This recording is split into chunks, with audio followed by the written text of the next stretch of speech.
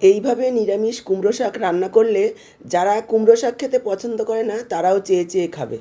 পুরনো দিনের একটা রান্না, সবশেষে এমন একটা মশলা যোগ করব যার কারণে এর স্বাদ বেড়ে যাবে 10 গুণ।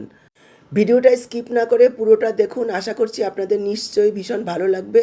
তো চলুন আর দেরি না করে রেসিপিটা দেখে নেওয়া যাক। নমস্কার বন্ধুরা, আহারে বাহার রান্নাঘরে আপনাদের সবাইকে অনেক অনেক স্বাগত।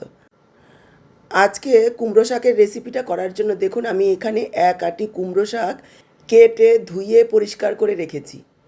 আর এখানে দেখুন দুটো আলু খোসা ছাড়িয়ে একটু জলে রেখেছি যাতে কালো না হয়ে যায়। এবার আলু দুটোকে এভাবে কেটে নিচ্ছি। দর্শক বন্ধুরা, আজকের পুরো ভিডিওটা দেখে যদি ভালো লাগে অবশ্যই একটা লাইক করে ভিডিওটাকে শেয়ার করে দেবেন। আপনাদের একটা লাইক, একটা শেয়ার আমাদের জন্য অনেকটাই গুরুত্বপূর্ণ। আর এই রকমই ঘরোয়া সহজ রেসিপিগুলো পাওয়ার জন্য চ্যানেলটাকে সাবস্ক্রাইব করে সাথেই থাকবেন। বেল বাটনটা অল করে দিলে আমার দেওয়া যে কোনো রেসিপির আপডেট সবার আগে আপনাদের কাছে পৌঁছে যাবে। দেখুন আলু দুটোকে আমি এইভাবে একটু কেটে রেখেছি, খুব বেশি বড়ও নয় আবার একেবারে ছোটও নয়। আর এখানে 1/2 কাপ মটর ডাল নিয়েছি, আমি 3 ঘন্টা আগে ভালোভাবে ধুয়ে ভিজিয়ে রেখেছি। এবার জল ঝরিয়ে নিয়ে এসেছি, নিয়ে নিলাম একটা মিক্সচার জারে। সাথে দিয়ে দিলাম 1/2 ইঞ্চি পরিমাণ আদা টুকরো করে আর দুটো কাঁচা লঙ্কা। তারপরে দেখুন বেটে একটা বাটিতে ঢেলে রেখেছি।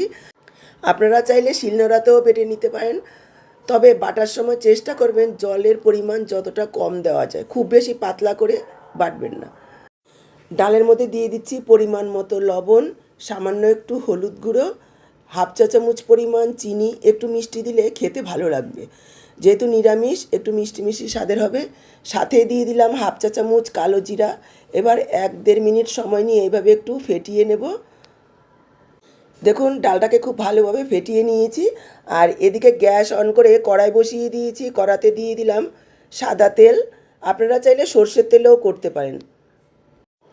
তেল গরম হয়ে যাওয়ার পর প্রথমেই বড়াগুলো ভেজে নেব।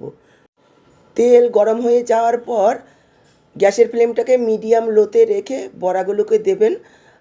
আর বড়াগুলোকে ভাজার সময়ও গ্যাসের ফ্লেমটাকে মিডিয়াম লোতে রেখেই ভাজবেন, এতে করে বড়াগুলো ভেতর পর্যন্ত খুব ভালোভাবে ভাজা হবে। একবারে ততটাই দেবেন যতটা তেলের মধ্যে আসবে, তাহলে কিন্তু বড়াগুলো খেতে খুব ভালো হবে। দেওয়ার সাথে সাথে নাড়াচাড়া না করে প্রায় 1-1.5 মিনিট একটু ভেজে নিতে হবে।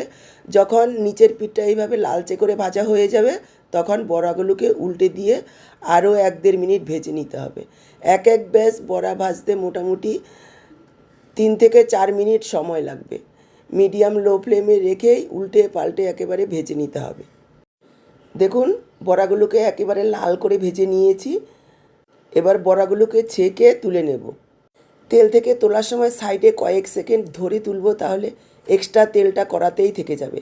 আর যখন বড়াগুলো তুলবেন তখন গ্যাসের ফ্লেমটাকে হাইতে দিয়ে তুলবেন, তাহলে দেখবেন বড়া একদমই তেল টানবে না। দেখুন দুবারে সমস্ত বড়াগুলো ভেজে তুলে নিলাম। এইভাবে বড়া ভেজে ডালের সাথে সাইড ডিশ হিসাবে বা গরম ভাতের সাথেও খেতে পারেন, খেতে ভীষণই কিন্তু ভালো হয়। বাকি যে তেল রয়েছে তার মধ্যে দেখুন দিয়ে দিলাম দুটো শুকনো লঙ্কা, 1/2 চা চামচ দিয়েছি পাঁচফোড়ন। লো ফ্লেমে কয়েক সেকেন্ড ভেজে নেব, তবে খেয়াল রাখবেন ফোড়নটা যাতে ভেজে একেবারে কালো না হয়ে যায়। ফোড়নের সুন্দর মিষ্টি গন্ধ বেরিয়ে গেলে প্রথমে আমরা দিয়ে দেব কেটে ধুয়ে রাখা আলু। আলুগুলোকে 1-1.5 মিনিট এভাবে একটু নাড়াচাড়া করে ভেজে নেব। তারপর দিয়ে দেব কেটে ধুয়ে রাখা কুমড়ো শাক।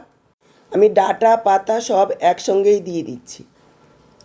কুমড়ো শাকগুলো একদমই কচি ছিল, সেজন্য আমি একই সঙ্গে দিয়ে দিচ্ছি। আপনাদের যদি মনে হয় যে খুব বেশি একটু শক্ত, তাহলে ডাঁটাগুলো প্রথমে দিয়ে দিতে পারেন। দিয়ে দিলাম পরিমাণ মতো লবণ। এই সময় লবণটা একটু বুঝে দিতে হবে, যেহেতু শাক অনেকটাই কিন্তু কমে যাবে। দিয়ে দিলাম সামান্য পরিমাণে একটু হলুদ গুঁড়ো। নতুন রাঁধুনিদের যদি এই সময়ে লবণটা দিতে অসুবিধা হয় তাহলে একটু কমে যাবে, তারপর লবণ দেবেন, তাহলে আন্দাজটা খুব ভালোভাবে বোঝা যাবে। সাথে দিয়ে দিলাম 3-4টে চেরা কাঁচা লঙ্কা। প্রথমে 2-3 মিনিট এইভাবে একটু উল্টে পাল্টে রান্না করে নেব। যখন শাকগুলো অনেকটাই কমে আসবে আর জল ছাড়তে শুরু করবে তখন ঢেকে দেব, আর 4 থেকে 5 মিনিট রান্না করব ঢেকে ঢেকে। মাঝখানে 2-1 বার ঢাকা তুলে নাড়াচাড়া করে দেব যাতে নিচে লেগে না যায়। দেখুন শাকগুলোকে প্রায় 2 মিনিট ঢাকা দিয়ে রান্না করে নিয়েছি। আরও কিছুক্ষণ রান্না করতে হবে, শাকের থেকে কিন্তু অনেকটাই জল বেরিয়েছে। এবার ঢেকে দিলাম। এই সময় আমি একটা মশলা রেডি করে নেব। তার জন্য দেখুন নিয়ে নিলাম মিক্সচার জার। মিক্সচার জারে নিয়ে নিচ্ছি 1 চা চামচ কালো সর্ষে, আপনারা চাইলে হলুদ সর্ষেও নিতে পারেন। দিয়ে দিলাম 1 চা চামচ পোস্ত, আর 3 চা চামচ দিয়ে দিচ্ছি সাদা তিল। সাথে দিয়ে দিচ্ছি 2টো কাঁচা লঙ্কা, আর পরিমাণ মতো জল দিয়ে একেবারে মিহি করে বেটে নেব। এই মশলাটা দেওয়ার পর আমি আরও একটা জিনিস যোগ করব, যার কারণে স্বাদ দ্বিগুণ বেড়ে যাবে। এবার দেখুন একটু লবণ দিয়ে বেটে নিয়েছি। আর এদিকে শাকগুলোকে প্রায় 3-4 মিনিট আরও রান্না করে নিয়েছি, প্রায় 70% সেদ্ধ হয়ে গেছে। এবার দিয়ে দিচ্ছি বেটে রাখা মশলা, দিয়ে দেব মিক্সচার জার ধুয়ে অল্প পরিমাণে একটু জল, অনেকটাই মশলা লেগেছিল। প্রথমে 1-2 মিনিট এইভাবে একটু নেড়ে চেড়ে রান্না করে নেব। 2 মিনিট একটু নেড়ে চেড়ে রান্না করে নিয়েছি। এবার দিয়ে দেব জল। জলের পরিমাণটা কিন্তু একটু বুঝে দিতে হবে, যেহেতু ডালের বড়া দেব, অনেকটাই ঝোল টেনে নেবে। তবে এটা কিন্তু কোনো রকম ঝোল করব না, আপনারা চাইলে একটু ঝোল ঝোলও রাখতে পারেন। আমি মাখো মাখো করব। এখানে আমি ছোট 3 বাটি জল দিয়ে দিলাম। চেষ্টা করবেন জলের পরিমাণ এমনভাবে দিতে যাতে পরে জল না দিতে হয়। বড়া টেনে নেওয়ার পর যদি ঝোল রাখতে চান, তবে জল দিলে কিন্তু সেই ঝোলটা আর খেতে ভালো লাগবে না। যা জল দিতে হবে এই সময়ে দিয়ে দিতে হবে। এবার মিশিয়ে নিয়ে ঢেকে আরও 4-5 মিনিট রান্না করে নেব, যাতে সব কিছু খুব সুন্দরভাবে সেদ্ধ হয়ে যায়। দেখুন প্রায় আরও 3-4 মিনিট রান্না করে নিয়েছি। মাঝখানে 2-1 বার ঢাকা তুলে একটু নাড়াচাড়া করে দেখে নেবেন যে কতটা কি সেদ্ধ হলো। এবার আমি দিয়ে দিচ্ছি চিনি। এখানে আমি 1.5 চা চামচ চিনি দেবো। এটা একটু মিষ্টি স্বাদের হবে, আপনারা মিষ্টিটা বুঝে যোগ করবেন স্বাদ অনুযায়ী। যারা চিনি পছন্দ করেন না, চাইলে গুড় দিতে পারেন, তবে মিষ্টি দিলে খেতে কিন্তু ভালো লাগবে, আসল স্বাদটা পাওয়া যাবে। চিনিটাকে খুব ভালোভাবে মিশিয়ে নেওয়ার পর দিয়ে দেব ভেজে রাখা ডালের বড়া। তবে সবগুলো বড়া আমি গোটা দেব না, অর্ধেকটা পরিমাণ গোটা দেব, আর 5-6টা বড়া এইভাবে টুকরো করে ভেঙে দেব। যখন এটা ঝোলের সাথে মিশে ঝোল টেনে নেবে, একেবারে মাখো মাখো হবে, ভাতের সাথে খেতে বা শুধু খেতে ভীষণই ভালো লাগবে শাকটা। আরও একবার সব কিছু খুব ভালোভাবে মিশিয়ে নিয়ে ঢেকে মিডিয়াম লো ফ্লেমে আরও 3-4 মিনিট রান্না করে নেব। দেখুন ঢেকে দিয়ে আরও 3-4 মিনিট রান্না করে নিয়েছি, একেবারে মাখো মাখো হয়েছে।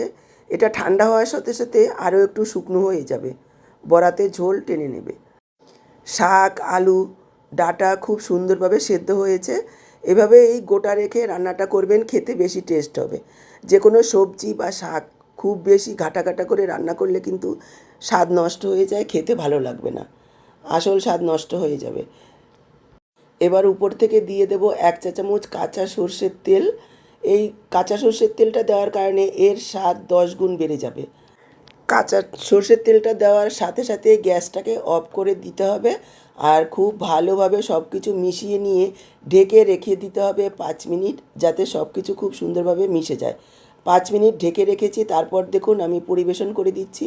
একদম তৈরি দারুণ স্বাদের একটা পুরনো দিনের কুমড়ো শাকের ঘন্ট।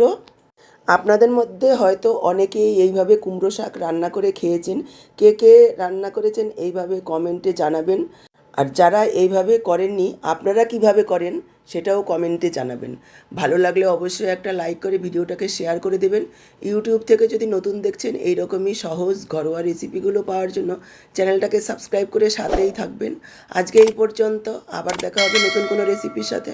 সবাই ভালো থাকুন, সুস্থ থাকুন। আপনাদের সবার সুস্থতা কামনা করে এখানেই শেষ করছি। সবাইকে অসংখ্য ধন্যবাদ পুরো ভিডিওটা দেখার জন্য।